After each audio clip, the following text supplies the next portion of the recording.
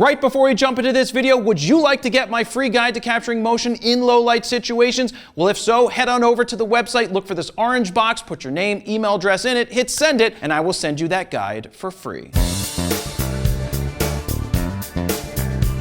Jared Polin FroKnowsPhoto.com, and this is a real-world review of the Sony a7R IV. Now, it doesn't get any more real-world than finding myself on the road with a presidential candidate, Bernie Sanders, to capture portraits, wide angles, photojournalistic shots, and everything else in between. Now, let's get into the review. Now, before we get too far into this review, I just want to let you know it's all about photography. As a photojournalist, your job is to go out onto the road and capture the story no matter who you're photographing. So if you're gonna comment down below, please keep it about photography. The first campaign stop that we encountered was in Iowa on a college campus. Now, we were kind of in a barn with a dirt floor, but it was almost like a tailgating party going on. You had beer pong, you had cornhole, you had a bunch of other things going on, including not the greatest lighting for capturing images.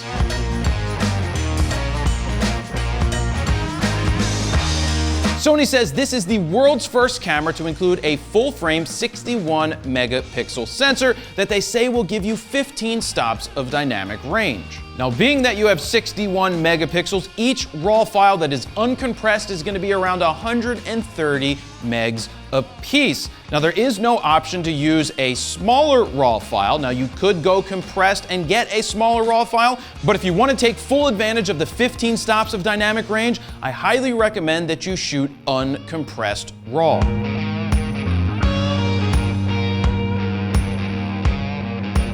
When Senator Sanders arrived in his motorcade, he walked past us to then go to a holding room where he was prepping for his campaign rally. Now, this gave me a good opportunity to try and get some candid images. The ISO range in this camera is 100 to 32,000, expandable all the way up to 102,400. Now, I went to about 3,200 on this camera because what you have to remember is that you have 61 megapixels. The more megapixels you have, the more grain and noise you're going to end up seeing at higher ISOs. And by higher ISOs, I mean like 3,200 and above. With that being said, the images look perfectly fine to me at 3,200 ISO.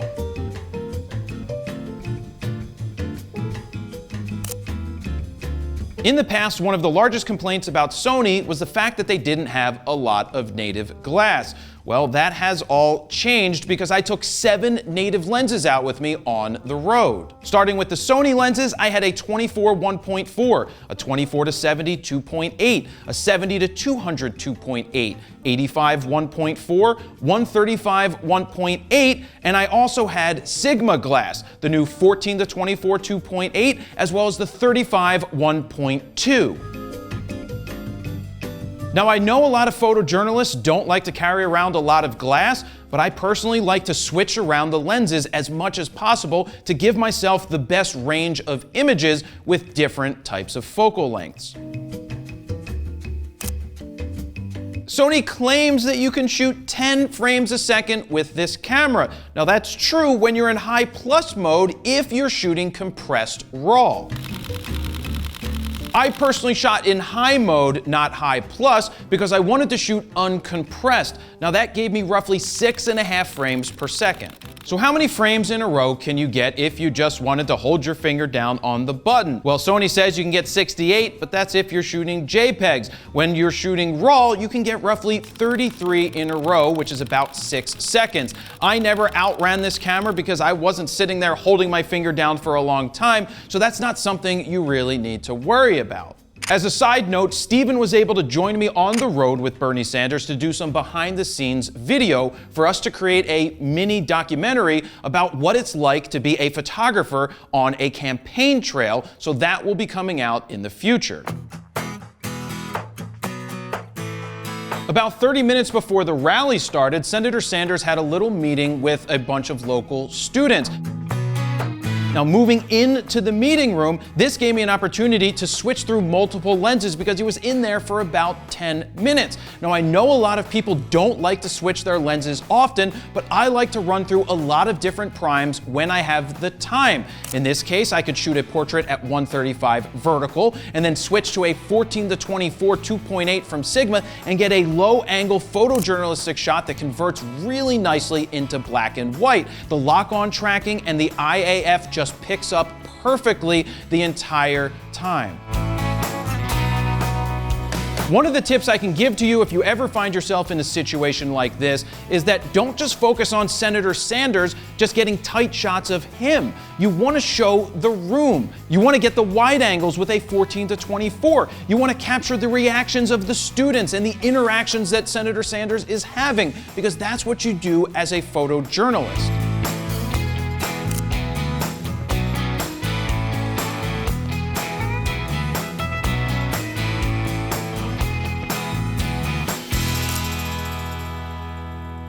One of the things you need to keep in mind about this real-world review is that it's slightly different than ones we've done in the past. Because in the past, we have a little bit more control over Steven getting video of me shooting. In this case, we were in the actual real world on a real photo shoot. So there's not as much footage of me shooting this time around because it was fast-paced, lots of stuff moving around, and Steven couldn't be with me every single second of this shoot.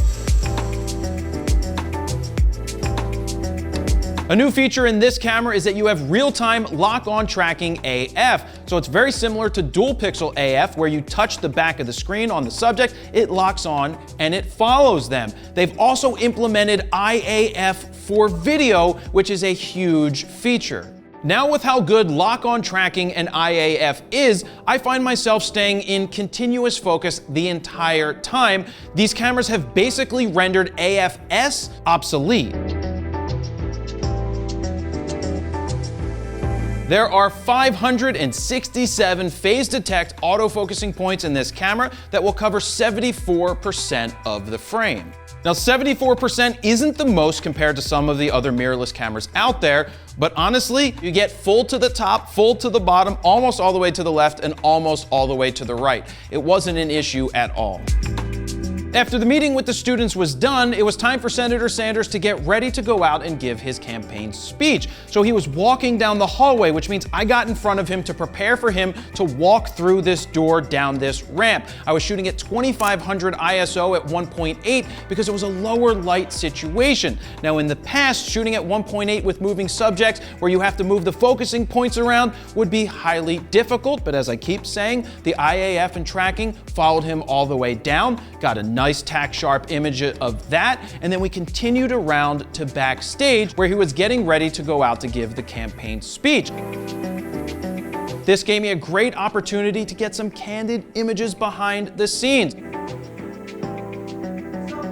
There's images of him reviewing his notes, as well as peeking out between the curtains to see what was going on. And finally, as he walked through the curtains, that's where I took the opportunity to get a cool shot of him entering the campaign rally.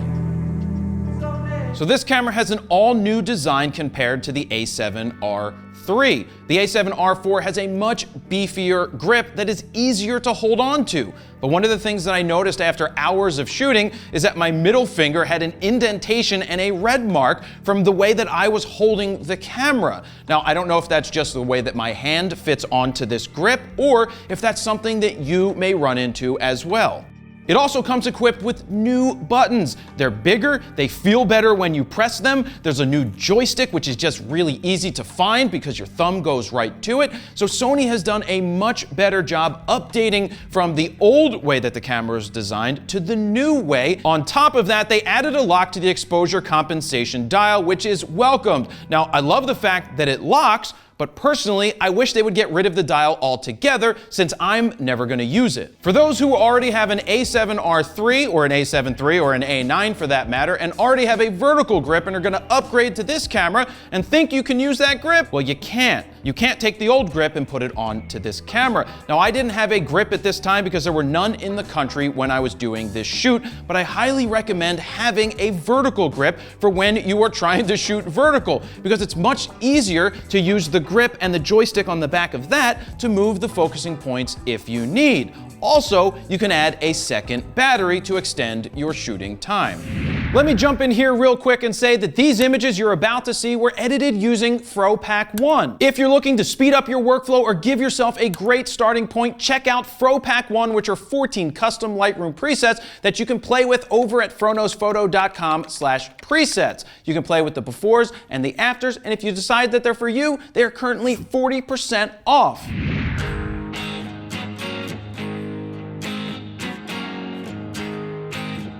After Senator Sanders started to give his campaign speech, I stayed behind the curtain because I already got that cool shot of him walking through the curtain, and now I wanted to get a vertical shot of the curtains framing him giving his speech.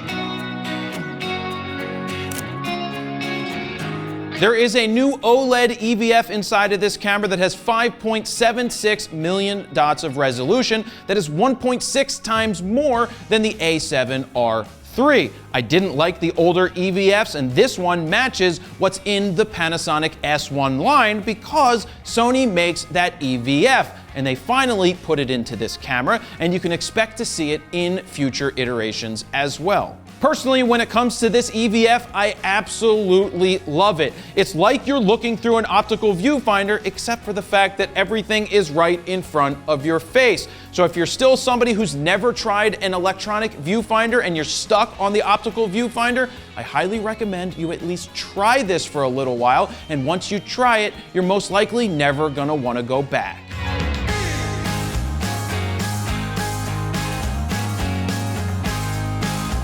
Next, I moved into the crowd because there was a huge American flag set off to the one side, which gave me the chance to put on the 135 1.8 and try to get a profile shot of the senator giving his speech with the flag in the background. Now, I only did a couple of shots of him on stage because I wanted to focus on the more unique and candid opportunities that you don't normally see.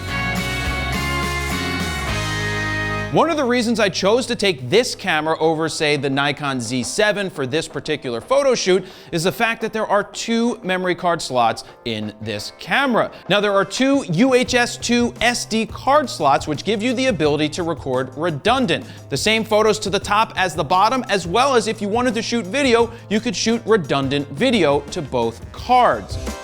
Also, a subtle change they came up with is they changed the order of the cards. The top slot is now 1 and the bottom slot is now 2. Personally, I would like to see CF Express cards going into these types of cameras, but the SD cards were fine because at least I had 2 of them, unlike with Nikon and Canon. The only minor issue I had with these card slots is the fact that the cards kind of go in backwards. So normally the cards go in with the label facing you. In this case, the label was facing the other way. It's just something you have to get used to. It's not even a big deal. Sony went ahead and changed the way that you access the card slots in this camera. In the past, there was a little lever that you pushed down and the door would pop open, and sometimes in your bag, you could accidentally open it. In this case, you now have to push and then slide your finger forward to unlock the door and have it pop open. It's actually pretty tough to do, but you're not really changing cards on the fly that fast, so I welcome this new addition. Next, I moved into what I would call the photo pit and switched over to a 14-24 2.8 from Sigma. Now, I will tell you that the autofocus with the third-party lenses was not an issue at all throughout this entire photo shoot.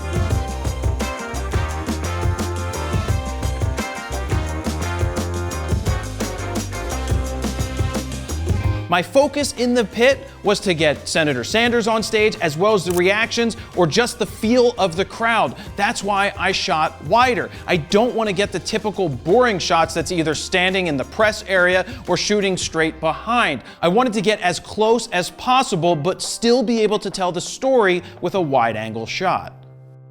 Another reason I chose this camera over any of the other mirrorless cameras for this particular photo shoot is the fact that this Sony has lock-on tracking AF as well as IAF, and it's always active. Now, one of the only issues I found is that my nose, if the touchscreen was active, would move the focusing point for touch and drag, which would then throw off my autofocus. So I turned that feature off completely and had no problems whatsoever with the lock-on tracking and IAF finding the subject that I wanted it to find. Now, before you say you might not have this problem because you're not Jewish like me, the Sonys put your nose really close to the back of the screen, so you may run into this issue.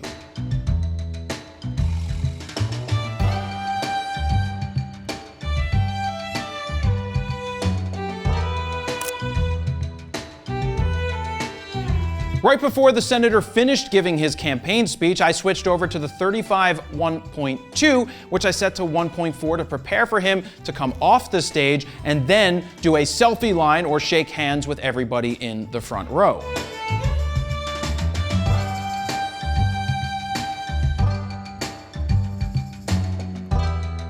Now, I'm relying heavily on the continuous autofocus because I'm shooting at 1.4, and this is where shooting with the 1.4s and the 1.2s and being able to trust the autofocus to nail the eye every time comes in handy. Because if all I had were 2.8 lenses, I would have had to bump the ISO much higher, which would have added more noise or grain to these images.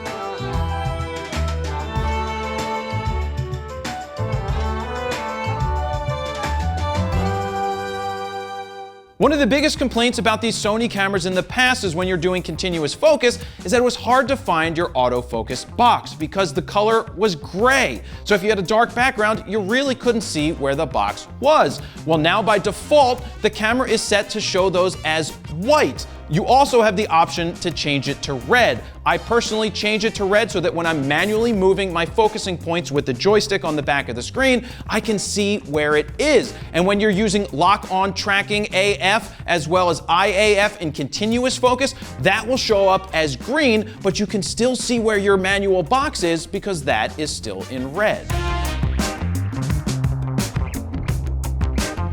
One of my main focuses with this shoot was to get the interactions between the senator and the people who are showing up to hear him speak. So that's why there's a lot of wide-angle shots, but closer wide-angle shots. Not stuff from a distance because I had all access to get up close and personal to capture the images that I wanted to capture. Let's talk about the menu system. In the past, you would have abbreviated names for certain things in the menu. In this case, in this new camera, it now will scroll so it's less confusing.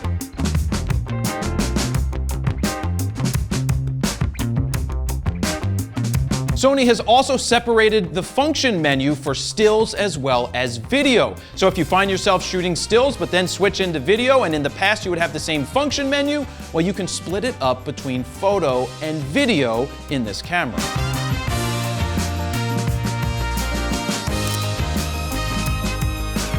Everyone always complains about the menu systems of the Sony, and I'm not gonna do that. Why? Because the more you use a system, the easier the menu becomes. You get used to the quirks and where things are. Could they make changes to make things better? Probably, but the menu doesn't suck. It's perfectly fine the more you use the camera.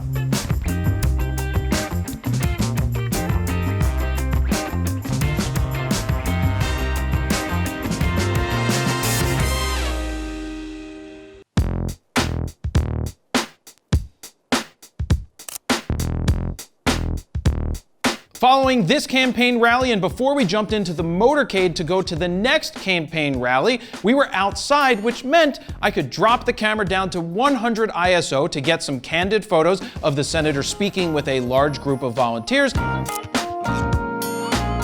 as well as a group photo of the senator with those same volunteers. One of the things you may not understand about the campaign trail is how many stops you need to make in a day. Sometimes you have 2 campaign stops, sometimes you have 4 campaign stops. So you get used to spending a lot of time going from point A to point B.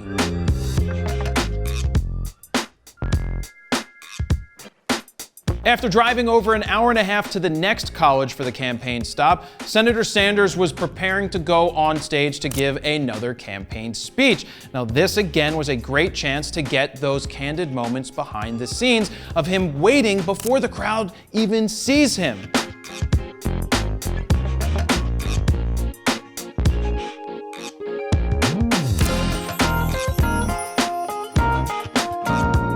One of the biggest complaints about mirrorless cameras still today from people who honestly haven't used a modern mirrorless camera is that they think the battery life sucks. I was able to get 600 to 800 shots out of one single battery, and I didn't fully deplete it. And in the future, when I have a battery grip for this camera, you are not gonna run out of juice unless all you're doing is taking 8 million photos and doing a ton of video.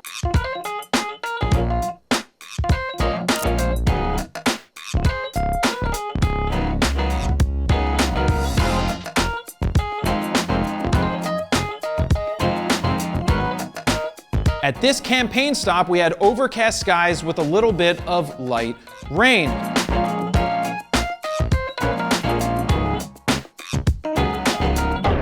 Now, because there were a lot of people there, I wanted to get a wider shot to show the entire scene. I put the 14 to 24 2.8 Sigma onto the camera, found a higher spot, and my thinking was, let's show a wide shot so you can see how many people are actually there. Like all full-frame Sony cameras, you have Steady Shot built in that gives you 5.5 stops of image stabilization. I noticed no problems whatsoever with camera shake, even when I was shooting at slightly slower shutter speeds.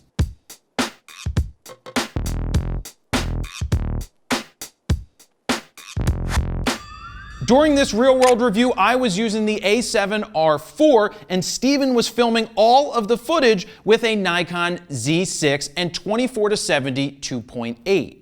Let me jump in here real quick and let you know that this video is brought to you by Squarespace. If you're looking to build your very own photo portfolio, use what I use and go to squarespace.com/FroKnowsPhoto, get a 14-day free trial. And if you decide that it's for you, use the code FroKnowsPhoto at checkout to get 10% off your first order. One of the things you need to prepare for when you're out on a photo shoot like this is when is the senator going to finish his speech? So you start to learn the verbal cues that signify the end of a speech so that you can prepare for what's going to happen next. In this case, I know that the senator was going to come down the stairs and go into the front of the crowd to shake hands and take selfies. So that's when I got up on the stage to get a wider shot facing down so you can see the senator and all of the smiling people.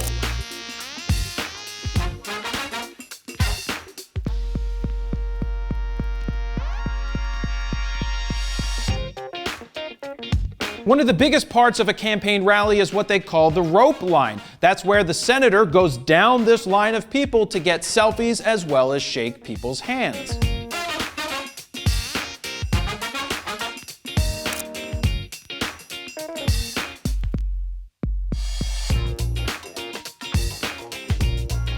So the challenging part for the rope line with this camera is making sure that the focus is where I want it to be. So I spent most of the time moving the focusing point over to the senator so that it would lock on him as he's interacting with people in the crowd. I used the 35 1.2 Sigma again, and the focus was perfect where I needed it to be. But along the rope line, we came upon a baby. And that's where the IAF nailed the baby's focus, and you can see the senator in the left-hand side of the frame.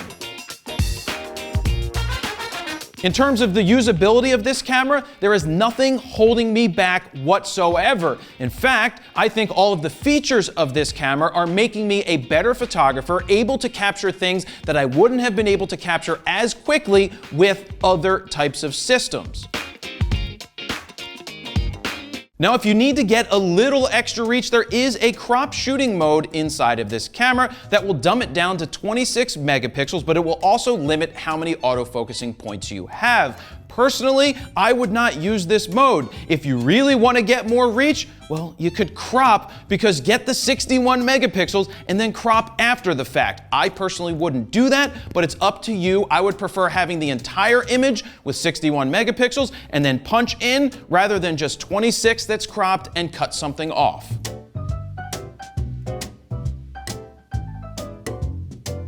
After the one campaign rally finished, there was actually another one on the same campus that was 2 blocks away, so the senator and his team walked the 2 blocks to the next area. Before the next rally started, the senator and his team were all standing outside, which gave me a cool opportunity to show this entire scene to get everybody in it.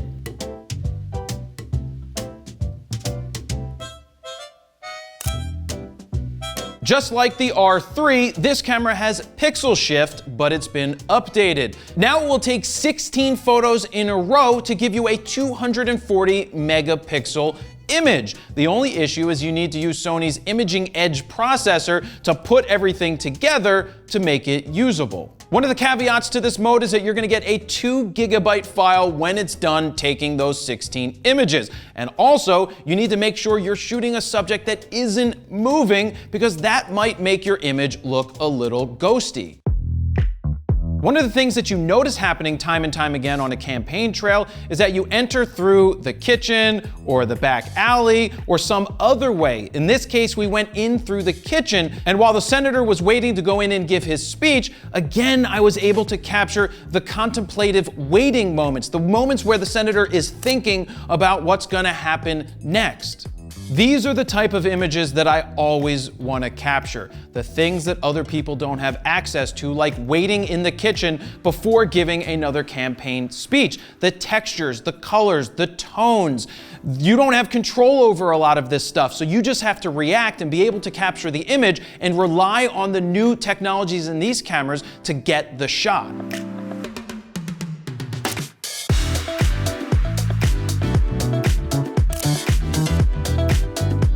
This camera offers you a ton of solid video features, including allowing you to shoot 4K up to 30 frames a second. However, if you want to get the best video quality possible, you'll want to crop into the Super 35 mode, where you'll get a clean full pixel readout in 4K. Right now, we're shooting the video of me with the A7R4 in Super 35 mode with the 35 1.2 Sigma lens. It's currently set to 4K in 24p in HLG mode. When shooting in Super 35 mode, it's oversampled from 6K instead of 5K like in the A7R III, which should give you better details. Guess what you can do with this camera in video mode? Record for unlimited time. Now, of course, that depends on how much room you have on your cards as well as your battery life, but unlike in the past, there's no more stopping at 29:59 because you get unlimited record time. After the senator went into the restaurant to give his campaign speech, I took a look in, and the lighting wasn't very good, and I didn't want to get just basic snapshots of him standing there speaking.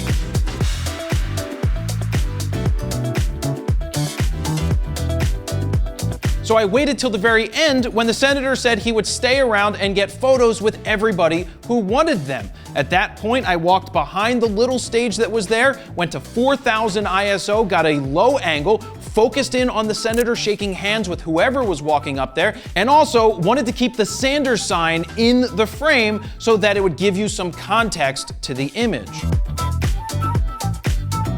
I do want to give some props to the campaign staff for having the selfie line down to a science. They have it down so perfect that one person gets the phone, hands it to this person, who then hands it to that person, who hands it back, and they get everybody through and everybody happy with their amazing selfies. So how did it focus in a low light situation? The photos are in focus. 4000 ISO, 14-24, 2.8 Sigma, they're in focus. Now, there are still some features that Sony hasn't updated. You can't do 4K at 60 frames a second, and you can't do 10-bit 422 internally. Are they saving these features for a future camera? I don't know. Being that I love capturing and sharing the behind-the-scenes images, I found a spot in the kitchen that would give me a good view of the senator coming out of the kitchen to go outside to the next destination. I parked myself in a really cool angle. There's lots of textures and interesting colors floating around this kitchen just to wait for the senator to come out. Now in this case, the senator came out second, but I was still able to lock the focus right on him as he was coming through the door to give me a really cool shot. The R4 lets you record 120 frames a second slow motion at 1080 with full autofocus as well as audio. Now we would like to see this option bumped a little bit to say 180 frames a second so it matches the Panasonic, but at this time, these are the options that you have. A minor but welcomed update for video shooters in this camera is the fact that the file names will now go in a series. So unlike in the past where you would put a new card in and it would start back at 0001, it will now be a series every time you put a new card in. So that was the last stop on the campaign trail for that day. So after that, we went back to the hotel to get rested up to do it all over again the next day.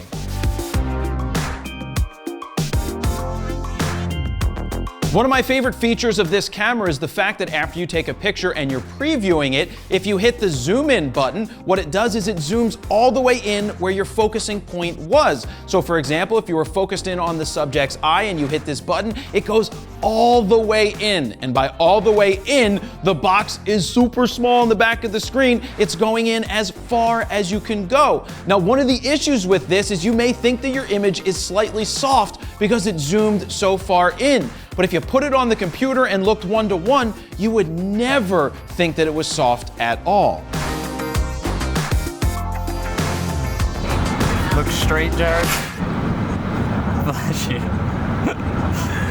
Just look straight ahead and then go to the window.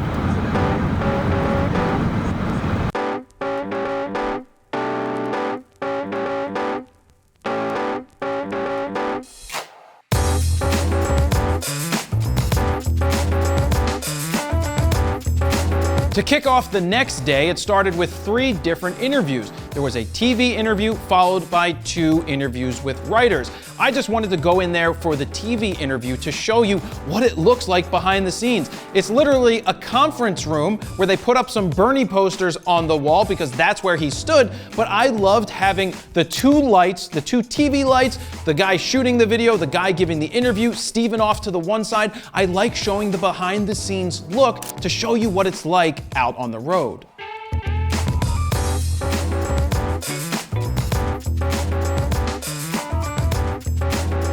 This camera employs a 3-inch 1.4 million dot tilting touchscreen. Now, I say touchscreen, though there's not really much in the way of functions that you can touch on this camera. You still can't go into the menu system and move your finger around and touch the screen. And being that I turned off touch functions because my nose would change the autofocusing points, the touchscreen option for me is basically useless. And on top of that, this screen sucks. It's Sony. They make some of the best screens in the world, yet they still put in shitty screens into this high-end professional camera.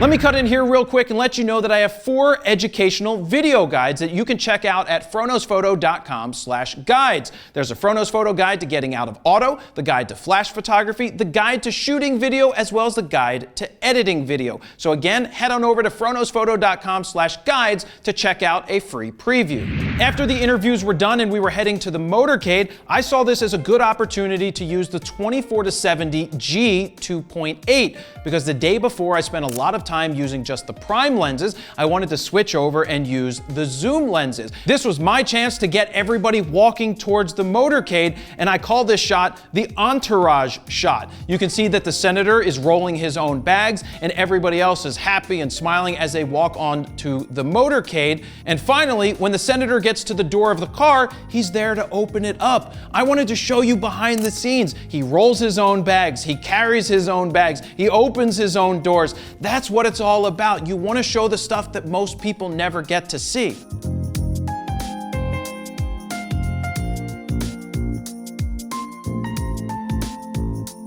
For those of you who shoot in the studio, this camera offers you wireless RAW transferring through a 5 gigahertz signal. Now, you do need to be using Sony's Imaging Edge software to take advantage of this feature, and this probably isn't something that I personally would use very often. Next up, we moved on to the University of Northern Iowa for the next campaign stop. Now, because it was raining or there was threats of rain, they moved everything indoors. So this is where I got the senator again, walking down the hallway, to then standing, preparing to go out to give his campaign speech. I keep saying it, these are the images that you want to capture, the things that other people don't get to see. So I was able to get him isolated by himself with the doorway open and almost nobody in the frame. And it's just cool to see him with his head looking down and the papers with him as he thinks about what he's going to do next. Keep in mind, a lot of this stuff happens super fast. So yes, I captured a moment in time, but understand you only have a quick moment to capture a lot of this stuff before somebody either walks into the frame or he has to walk out of the frame to go give his campaign speech. This is where the camera comes in handy. This is where the IAF and the lock-on tracking make me a better photographer, because I can quickly acquire focus where I need it to be, unlike with something like the Z6 or Z7.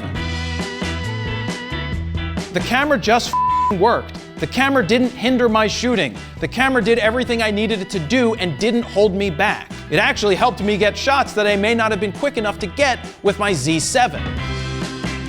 One of the biggest complaints that professionals have had about these Sony cameras is that in the past you couldn't use save load settings. That's where you save your settings from the camera to a SD card, put it in another camera, and then reload them. Well, this camera now has it, and they took it a step further because you can save up to 10 different files of camera load settings. Meaning, if I was to shoot stills with this camera, I could save my settings to the camera, and then if Steven was to shoot video, he could save it to the camera as well, and we could recall either one whenever we need it.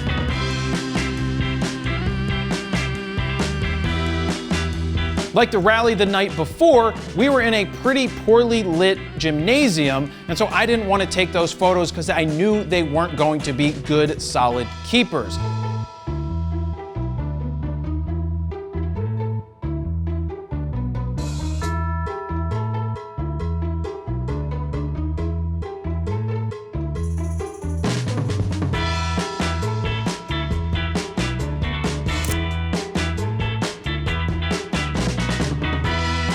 So at that point, we left this venue, we went to lunch at a small diner where I was able to get one shot of the senator coming into the diner before it was actually time to sit down and eat, which is when I put the cameras away. One of the things you need to know about being on the road is when not to take pictures. There's certain times where you're not supposed to shoot something, so you better not shoot it because you don't want to get kicked off the trail. So when it's time not to shoot, you don't shoot. After lunch, we made a quick pit stop at a local drugstore chain that will remain nameless, where the senator was getting his tie ready, getting his jacket ready, because he was going to film a quick commercial spot with his film team that was already set up.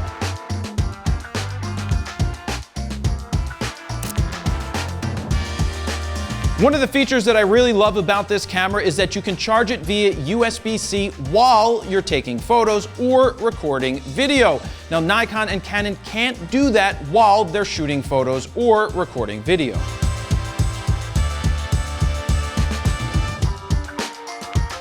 This was my opportunity to try and get a portrait with the senator. So I talked with the campaign manager who said I could get 30 seconds to do the portrait. Well, it turns out that I had 1, 2, 3, 4, 5, 6. That was it. 6 seconds to get the portrait. And luckily for me, it was tack sharp focused on the eye because of the IAF. Did you see that? That was quick. There's not a lot of time sometimes to get the shot. In this case, roughly 6 seconds to get the only portrait I had the opportunity of getting. And one of the things that might have held me back here was shooting vertical without a vertical grip. This camera is priced around $3,500. Now, is that a lot of money? Yeah, in some cases, but for professional photographers, $3,500 for a camera like this is not a lot at all. Now, if you've been waiting for an A7R III to go down in price, well, now may be the time to pick one up because it's down to $2,500 new, and if you can find a good one used, it's probably around 2,000 bucks. And for our final campaign stop much later in the day, we were set up for a massive rally where there were going to be a ton of people. Now there you could see the press riser where a lot of the photographers get stuck the whole time. And the problem with the photos from the press riser is that they look the same no matter what location you are at. But luckily they had another press riser off to the side that could show you the entire crowd as well as the buildings in the background. This is where you can get those wide angle shots to show the massive amount of people at the rally. One of the things the campaign set up for us was a 20-foot ladder behind the second press riser off to the side for us to get a higher angle. Now I went up there to test it out to see how it was, and I didn't like being up there on that ladder. It was a little wobbly and I didn't want to be there to get the shots, so I ended up going onto the top level of the press riser to photograph from there. My goal at the last campaign stop was to get the wider overall shot because there were going to be a lot of people there. That's why I used the 24 to 70 2.8 zoomed out to 70 to get the senator as he walked onto stage. I chose not to be in the pit area for this because I knew there were a lot of people to get photos of. And luckily I got a great shot of the senator putting the fist in the air with the crowd cheering and the Bernie sign off to the right. This made for an awesome photograph.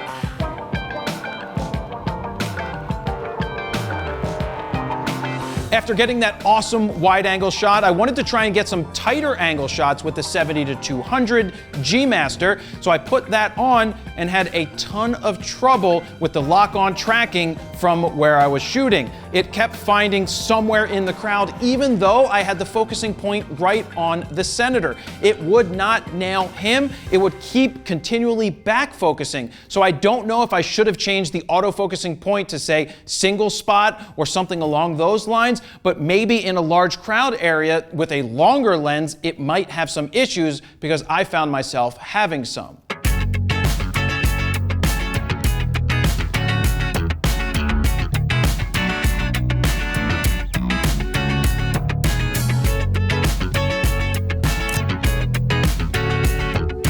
After failing repeatedly with the 70 to 200 to get a really good shot, I decided to go into the pit area or around the pit area to think for a little bit about what else I could capture. I didn't want to get the same traditional photos that everybody else was doing.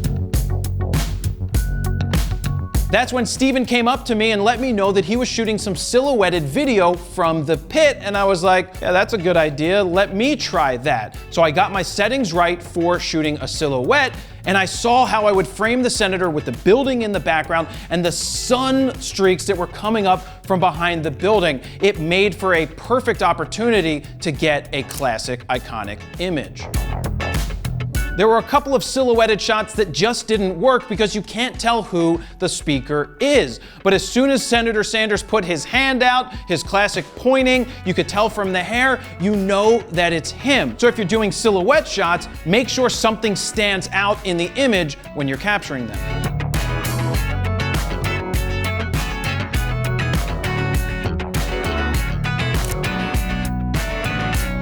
So before the end of the speech, I knew that I wanted to get up on stage on the right-hand side to try to get the senator to turn around to wave at the people behind me so that I could get him waving and the crowd in the background. Well, I got up on stage, and what ended up happening is he waved and then he walked off to go do the rope line. But I still got a couple of shots that worked out.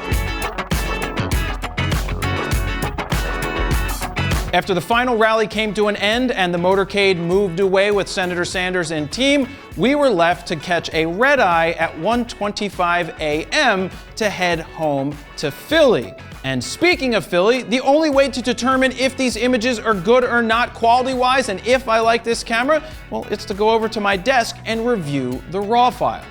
So now it's time to analyze these images, take a closer look, tell you what I think about it, why did I go with this camera, and who this camera is for. Now, before I jump into all of that, I do want to remind you that you can download sample raw files from this real-world review over on the website. The link is up on the screen. Now, keep in mind, this is for personal use only. You can play with the files. If you do post them, be sure to tag me or say photo by Jared Polin at FroKnowsPhoto. So why did I choose to go with this over the Z7? Well, simple. We have 2 card slots, IAF and lock-on tracking. Now, when I say IAF, I know that the Z7 has IAF. It's just not nearly as good as the IAF in the Sony cameras. The EVF is spectacular. The sensor is spectacular. There's all the glass in the world that I wanted, from 1.2s to 1.4s, the zooms, and everything else in between. The added ability to have red focusing points that I manually control while the other ones are in green was a great thing to have. And also, there's a vertical grip, though I didn't have it at the time of shooting. Now, some people may say this camera's not ideal for shooting photojournalist type of work. But in all honesty, any camera can do anything you decide you want to use it for. It's not ideal. I would have preferred an A9 II, but that doesn't exist just yet. But now, let's start looking at some of these images. So the reason I'm showing you this is done at 100 ISO, and I want to give you a file at base ISO that you can check out for yourself. And because these files are so large, even though I already built one-to-one files for them, previews, it does take a second to go ahead and load up. But this is super sharp when we are zoomed in 1-to-1 with the 35mm Sigma at f1.2, but it's shot at 1.4.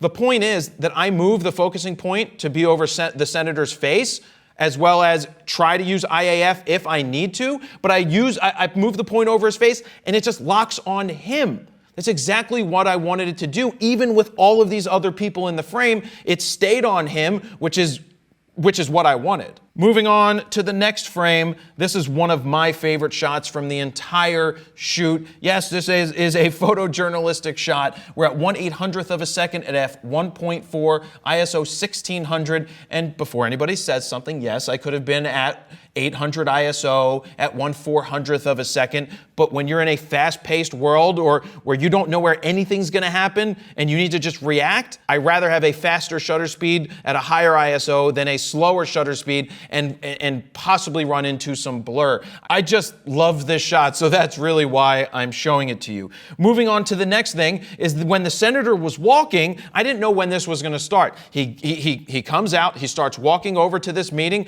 I'm down low to get the shot. I trust the IAF. It locks onto his eye as he's walking, and I get what I wanted. This is zoomed in 1-to-1. Let me get this open here on the side so you can see the box on the side. You may be saying, but I see some grain in there. Yeah, if you zoom in 1-to-1, you're gonna see grain because this camera has 61 megapixels. You're zooming in further than your 26 or 24 megapixel or 36 megapixel camera. So you're gonna see a difference when you zoom in there. But when I printed this photo out large, you don't see any issues whatsoever. One of the things that I ran into when I first started using this camera is that when you zoom in on the back of the camera, I said this earlier, is that I started to think my quality was off or my focus was off. It wasn't. I was just zoomed in way too far, and the file looks perfectly fine in the computer, and I'm really happy with the black and white quality. If you're looking to pick up new or used camera gear, please check out the mom and pop store that I've been shopping at for over 20 years called Allen's Camera. To get more information about them, go to allenscamera.com. And don't forget, tell them the Fro sent you. The reason I'm showing you this shot is because it was one of those focus tracking shots. There's multiple people in the frame. We've got 1, 2, 3, 4, 5, and one is hidden there in the back as the senator was leaving the hotel for us to go to one of the events that we were about to go to. Like I said a couple seconds ago, I moved the focusing point manually, the one that lights up red inside of the camera now, over to the senator because I wanted him to be the primary focus. But then IAF and lock-on tracking take over from there. I just want to make sure that the focusing point isn't being thrown off by something else, so I can quickly move it to him as he's walking, and the lock-on tracking does everything else that it needs to do, and that's how I got this shot. Now, it does shoot, I was shooting around 6.5 frames a second. Sony claims you get 10 frames a second. Well, you can if you shoot in the high plus mode and then want to shoot in compressed RAW, but why would you spend all the money to get this camera to shoot uncompressed RAW with the 61 megapixels and all the dynamic range that they offer you just to dumb it down so you can get 10 frames a second? Moving on, another black and white image. Don't worry, we do have some more color images coming up, but this was using the Sigma 14 to 24 millimeter 2.8 at 24 millimeters in a handshake line like this where he's just moving around and there's lots of people in and out of the frame. To have the focus stay locked on the senator right here, perfect focus where I wanted it to be, is incredible. That's why, as I've repeated a million times, I love the lock-on tracking and the IAF. And the black and white quality of this one I really love. I picked this one out because I just really like this shot. I like the fact that it's the senator waiting behind the scenes to go out to do one of his campaign speeches, and it just speaks to me as one of those things where you're in a back room, you're in the kitchen getting ready to walk in. It's just one of those things that most people don't see or have the opportunity to capture, and that's why I wanted to share it, because it's the calm before he heads out into this situation where he met with everybody and did all of the selfie line. But I'm showing you this because this is at 4000 ISO. No, this isn't ideal for a non-photojournalistic camera or a camera that has 61 megapixels to bump the ISO, but we ran it through its paces from 100 ISO up to this 4000, and even zoomed in 1:1, it is perfectly fine. The colors still hold up, even though there wasn't much light in there. It looks great, in my opinion, at 4000 ISO using the 14 to 24 2.8 once again. Now, the next image is interesting. I'm going to go into the develop tab here for a specific reason. I'm shooting at 2500 ISO. Let me show you what the picture looked like before I brought the exposure up 1.75 stops, almost 2 full stops. This is what it looked like. Now you may be saying, Jared, why'd you get your exposure so wrong if you have an EVF? Well, this happened so fast. I had to run in front of the senator when I got out of the car to get in there before he did to try to lock off a couple of shots. The great thing is IAF nails the focus. I didn't have to worry about that. I got my shot, I got this, I got waved off, but I got the picture, and it holds up. When you zoom in, you can say, yes, there's grain. We're zoomed in 1:1. But when you print this out large, if this was printed out the size of a wall and you were 5 feet from it or 10 feet from it, you wouldn't really know the difference whether this was a super high ISO shot or the fact that I was off by 2 stops. The fact that I'm able to bring it back and give me a very usable black and white image is a great result of this camera. Now, the next image is the shot I want to show you. Let's zoom in 3:1. Oh, 3:1 using IAF, and it didn't focus on the glasses. Look at the eye. We're 3:1 here. Normally, you go in 1:1, and it looks fan-freaking-tastic with the 135, 1.8, 100 ISO, 1/1000th of a second, shooting at f2 and using IAF. Just look at 3:1 again. I don't know what else to tell you. This is why I use, actually, do you want to know why I use IAF and why it's so important? Because I had 6 seconds to take this photo. I had 6 seconds to shoot this photo before it was over. So I had to rely on the IAF to nail the eye, hit the shutter button, get a couple of shots, and that was it. And luckily enough, this is the portrait I ended up with. And finally, a wide-angle shot from a distance that I love this photo because of the Bernie over here in the side. Let me go back to 1:1 instead of 3:1. I love the fact that the Bernie sign is there on the side, and I didn't see it. Maybe I need to warm this up a little bit. The sun was going down behind us, and there, I warmed it up just a little bit. No, before I get into this image, that brings up me wanting to talk about color science. A lot of people ask, how's the color compared to a Nikon? It's extremely hard to say unless I had the Nikon right next to me taking the exact same image. I do feel that the Nikons may be a little punchier and crunchier in terms of contrast right off the rip in terms of color. But it is very hard to say. I think I need to tweak these Sony files a little more to add more vibrance and saturation and play with the white balance, because the white balance may not be as good. But at the end of the day, the files are great. I'm very happy with the results that I got with the color. It's also possible that when I was shooting a lot of these images, it was during overcast skies, and they might not be able to be as punchy. But it is something that I will keep my eye on for the future because I do like nice color and super contrast. Now, moving in on this image, I'm going to zoom in 1:1 and tell you it's possible, and by possible, I think that this back focused. I'm using the 24 to 70 2.8 G Master. Now, I had the focusing point right on the senator's jacket. The problem may be that the jacket's black and it doesn't have a lot of contrast, so it was hard for the focusing point to find the senator, and thus it looks like it finds the focus right around this sign right here. But even when I printed this out in the photo book that I had made, 12 by 18, 2-page spread, full frame, I couldn't tell it. Now, that's not a justification for missing focus. It's just something that I'll need to be aware of the next time I'm shooting from a distance to make sure that I try and lock the focus on somewhere else. Because when I was shooting it, I couldn't tell you that I was off until I saw it back in the computer and then realized it may be slightly back focused. But it works. Even if we printed this large, it would be hard to tell because even going in 3:1, I still have trouble determining whether he's sharp or not. It's subtly out. It's ever so subtle because this right here looks to be more in focus, but that's 3:1. At 1:1, it becomes even harder to tell. I just love that photo. I'm really happy with the results that I got. I'm glad I decided to go with the A7R IV over the A9 and the Z7. This was the first time I took it out into the real world to use it, and that was a big risk, and it didn't let me down. So will I be switching fully from Nikon to Sony? I think for a lot of my shoots right now, I'm going to gravitate towards this camera, the A7R IV, and when they come out with something like an A9 II, that may be my go-to photojournalistic camera because all the glass is there, all the stuff I said before.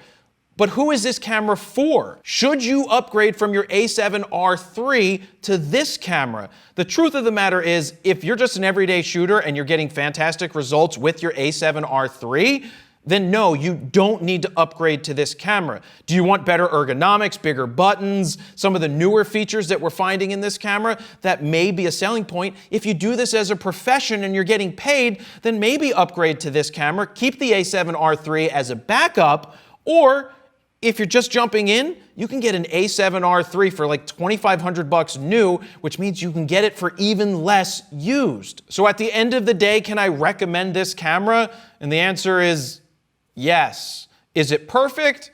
No, but it's damn close at this point. A lot of the changes they made were things that I was hoping that they would change, and I'm really happy with the results that I got when I used it in the real world. So if you have any questions, any comments, any concerns, please leave them down below. Don't forget you can download the sample RAW files over on the website. If you need to share this with somebody, that would be tremendous. If you could go ahead and share it out, give it a thumbs up because you like these real world reviews, please go ahead and do that. And that's where I'm going to leave it. Jared Polin FroKnowsPhoto.com. See ya.